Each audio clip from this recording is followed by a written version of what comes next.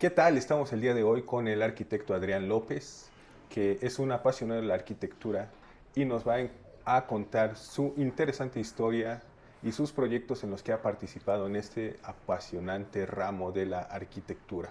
Para empezar, me gustaría que nos cuente quién es. Para empezar, me gustaría decir que soy arquitecto, que que cuento con un despacho de arquitectura en el cual hacemos arquitectura de edificaciones, así como proyectos, así como supervisión y remodelaciones también, que se llama DK Arquitectura y bienes raíces. Estamos incorporando la parte un poco de urbanismo al despacho. Y eso por una parte, y por la otra soy profesor de arquitectura, tanto en maestría como en diplomado como en licenciatura de la carrera de arquitectura y urbanismo de la Iberoamericana, Universidad Iberoamericana, y también del Motonía del Pedregal.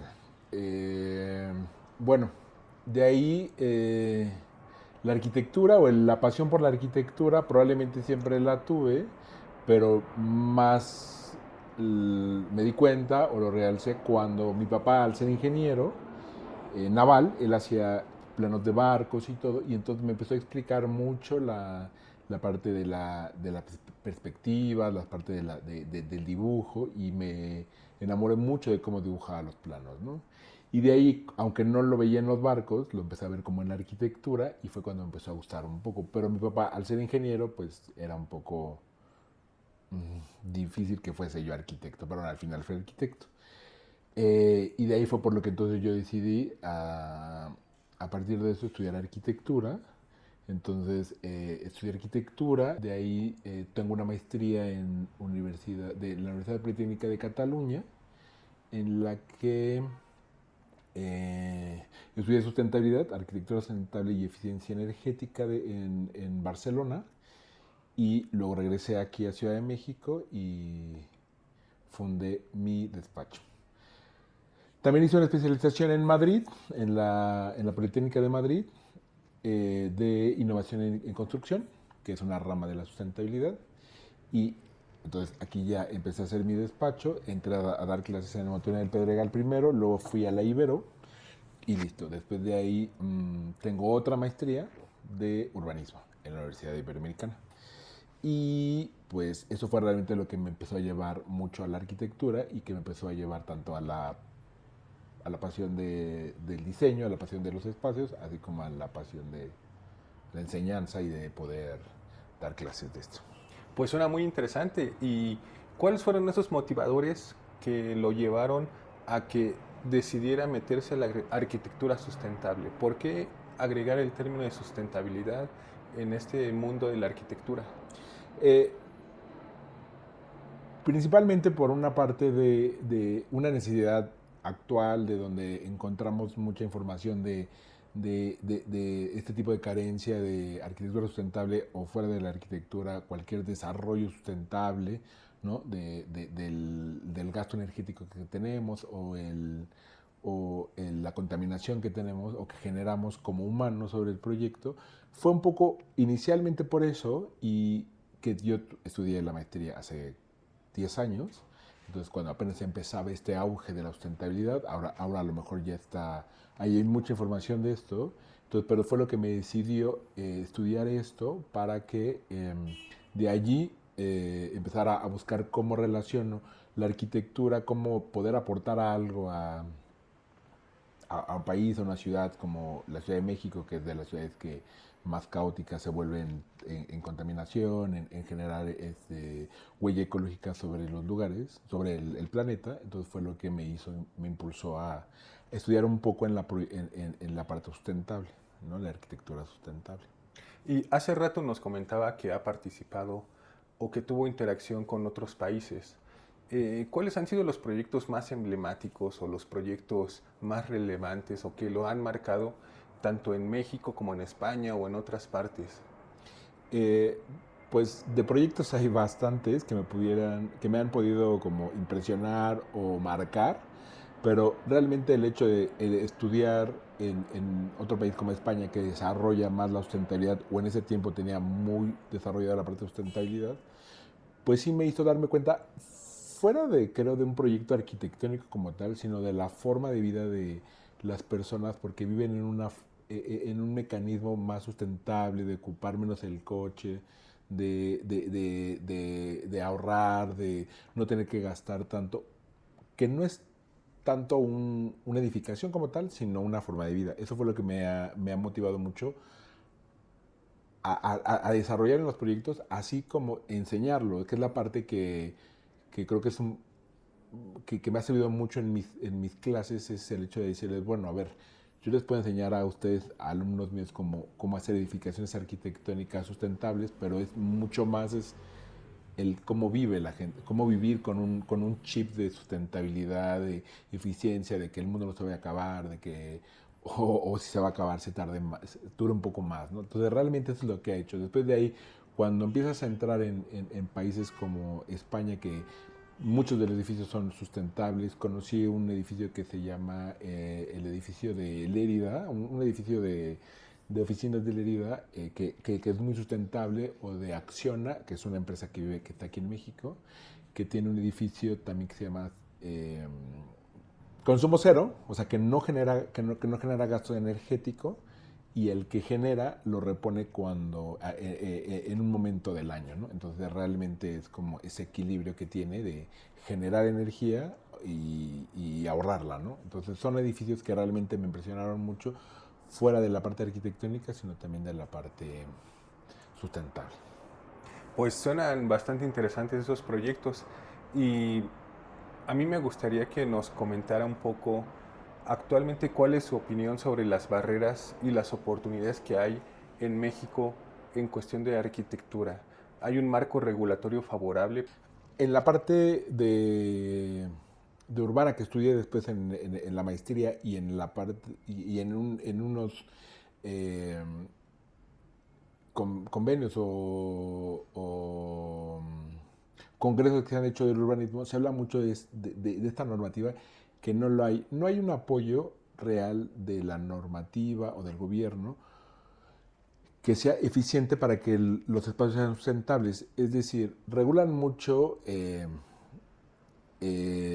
la parte del impacto urbano, regulan mucho la parte del metraje sobre el edificio. En este caso, por los temblores y todo, se regula mucho la estructura de la arquitectura.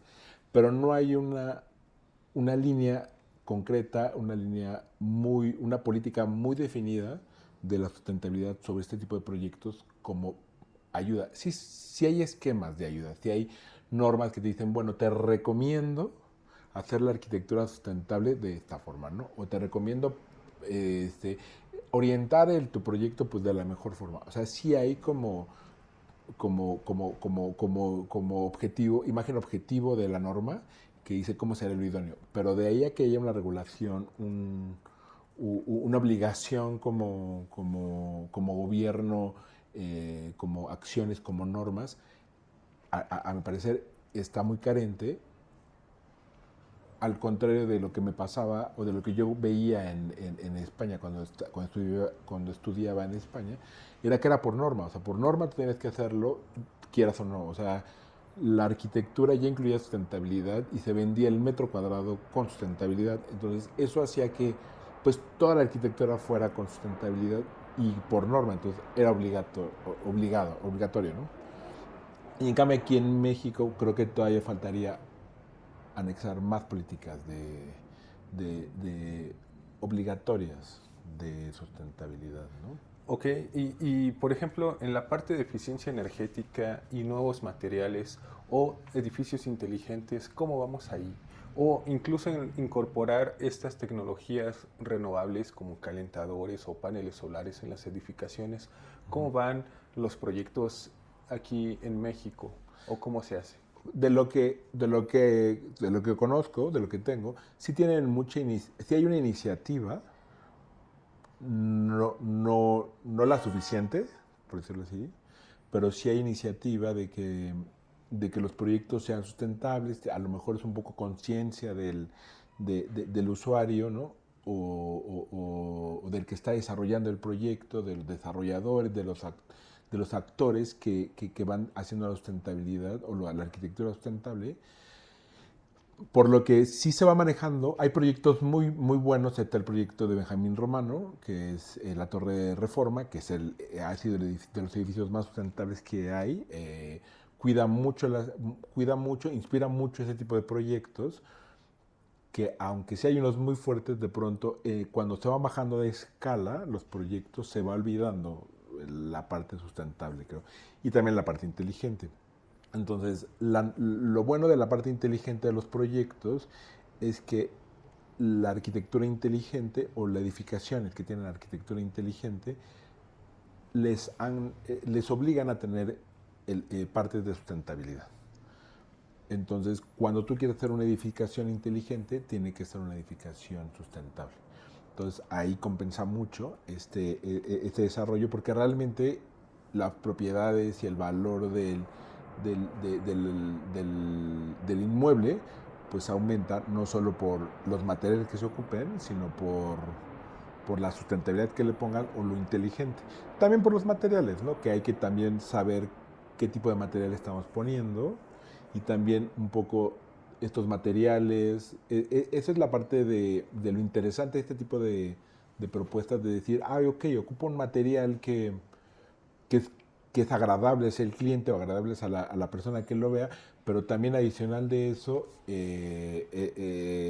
viene de un material reciclado a lo mejor, o cuando el material lo quiten del edificio o del espacio, está pensado para que pueda ser reciclado, reutilizado. Entonces, eso es como que le va generando el interés al material, a los materiales, como para alargar la vida de los materiales, ¿no? Entonces, sí hay varios conceptos que, regreso al mismo, aunque no hay como una norma, un control, sí se piensa, no totalmente, pero sí se piensa un poco en eso, por lo que yo, al parecer, o sea, en mi punto de vista, sí vamos bien, aunque nos falta un buen salto, ¿no?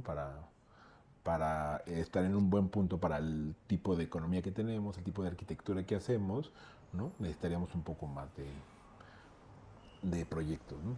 Y hablando de saltos y de proyectos más grandes, ¿qué pasaría si ahora migramos hacia una visión macroscópica y lo pensamos en términos de ciudades o en el urbanismo? ¿Cómo impactan estos grandes proyectos a la planeación de las ciudades? ¿Cómo esto también repercute en la calidad de vida de las personas? ¿Cómo se mete la arquitectura sustentable en ese tipo de proyectos? Ya pensando en regiones, en países, ¿qué nos puede contar de eso? Sí, en una escala mayor, ¿no? O sea, realmente, eso fue una de las razones principales por las que estudié urbanismo, porque justamente cuando regreso yo de mis estudios, me pongo a desarrollar los proyectos, encuentras clientes que les interesa, pero que a lo mejor les cuesta un poco de trabajo pagarlo, pero bueno, lo hacen o no. Pero de pronto empiezas a generar un proyecto arquitectónico en el cual es sustentable, pero cuando lo conectas con el paso afuera en la calle ya no tiene esa conexión. Entonces, como que tanto proyecto sustentable para que cuando se conecte con la calle, con el urbanismo, se cree corto. Entonces fue justamente por lo que decidí estudiar urbanismo, que también en la Universidad Iberoamericana se ve el urbanismo en escala sustentable, también se ve en la escala económica, porque evidentemente para el urbanismo se necesita tener la parte económica de gobierno y también se necesita la parte social, que creo que es una parte importante. Entonces, y la jurídica, ¿no? También la normativa que se ocupa. Entonces, a partir de eso, creo que las escalas arquitectónicas, que es la más corta, a una escala urbana, ya sea de colonia, ya sea de delegación, de municipio, de alcaldía, de estado, lo importante creo que aquí, o lo que más genera, es que empieza a ser un bienestar social. O sea, se empieza a generar un bienestar social para mejorar la calidad de vida de las personas. Entonces, realmente cuando uno tiene una casa sustentable o una propiedad sustentable, pues tiene una calidad de vida, pero cuando la conectas con la calle, que tienes otra calidad de vida que a lo mejor no necesitas coche, ni tienes una bicicleta, y si tienes bicicleta, pues tienes un carril de bici, si tienes un carril de bici, tienes un carril de cargador de bicicleta eléctrica, o sea, como que todo este círculo de información y de prestaciones van generando un aumento de calidad de vida que creo que es lo más importante para la parte social. Realmente el urbanismo es social, muy social porque es para las personas, es para que todas las personas vivan y eso creo que es muy interesante en la parte urbana y en la parte arquitectónica que es del individuo, pero también es para una persona, ¿no? O sea, la casa es de una persona. Entonces, como que esa combinación de información puede generar una calidad de vida muy buena hacia las personas, ¿no? El conjunto. Y eso lleva a que sea más seguro el lugar, a que a lo mejor uno gente vive más tranquilo o esté con otro ánimo. O sea, son otras cosas. Es mucha parte del cerebro que funciona cuando los lugares están bien, ¿no? Hay muchas teorías de cómo mejorar la seguridad, de no poner policías, sino el mejorar el lugar, el contexto, hace que la gente se mueva de otra forma, ¿no? Entonces es bastante interesante esa información de urbanismo, arquitectura, sustentabilidad y eficiencia, ¿no? Entonces, Y para seguir profundizando en estos temas, seguramente habrá jóvenes que vean esta entrevista. ¿Qué les puede decir a los jóvenes para que profundicen en estos temas o para que sigan su camino? Alguien que piense que quiere seguir su trayectoria, ¿cómo empezó usted y qué mensaje le daría a usted mismo hace 20 años? Un mensaje para esas juventudes. pues el mensaje que creo que está implícito en todo lo que hacemos, sí va un poco de la actualidad, hay que ser realistas, ¿no? Hay que ser concisos en cómo estamos, en cómo vivimos, cómo hay cambio climático que la gente o las personas a veces lo llegamos a ver muy lejano.